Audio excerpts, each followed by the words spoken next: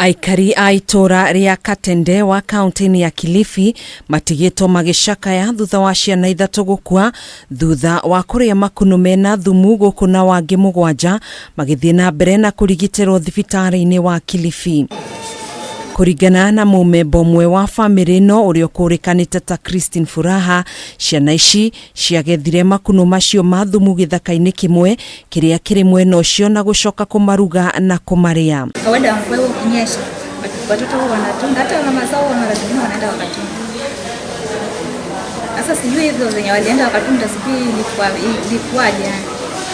Sijui ndio ilikuwa na sumu ama walikosea hiyo mtu kutunda, ndio sijui. Thutha-inĩ ũcio nĩguo ciambĩrĩirie kũgũmĩrwo nĩ mathĩna ma gũturwo nĩ mwĩrĩ, gũtahĩka hamwe na kũrũngũrĩrwo mbere ya ihanyũkĩtio thibitarĩ-inĩ mũnini ũrĩa ũrĩ mwena ũcio. Walikula pamoja na wazazi wao.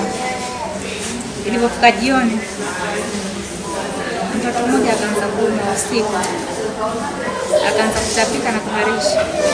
Asubuhi yake dadake naye akashikwa nao kuharisha na kutapika. Ilipofika jioni akapelekwa hospitali, akaenda chemist akapata dawa. Agikira ndeto ĩno mũkonde mũrũgamĩrĩri mũnene thibitari-inĩ ũyũ Dagitari Malik Ul-Asha ũrĩa ũtanenda kuoywo na mbica cia video nĩugĩte ciana igĩrĩ gatagatĩ-inĩ ka icio 7 irĩ hatĩka-inĩ kũrĩa irathiĩ na mbere na kwamũkĩra ũrigitani wa ndini ya HDU. The others remain in the general pediatric ward. We further lost one more child at our HDU. As we speak, there are 5 children in the general ward and there are 2 children in the HDU. Kuringana na Malik, ini ria ciana ici ithatu nĩrĩo rĩrahatĩrĩirio makĩria nĩ thumu wa makunũ maya kuona rĩtirarutaga wĩra ũrĩa kwagĩrĩire na gũcũngĩrĩria ikuũ cia ciana ici. Been able to identify the mushroom itself was we asked for a sample and it was brought to us.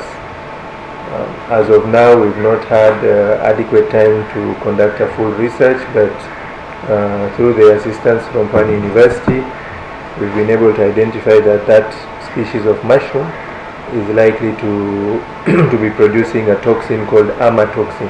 Ona kuhana ũguo ũgima wa mwĩrĩ wa ciana ithano nĩ ũcokereirie wega. Handũ-inĩ ha Kameme TV, njĩtagwo Gathoni Wang'ang'a.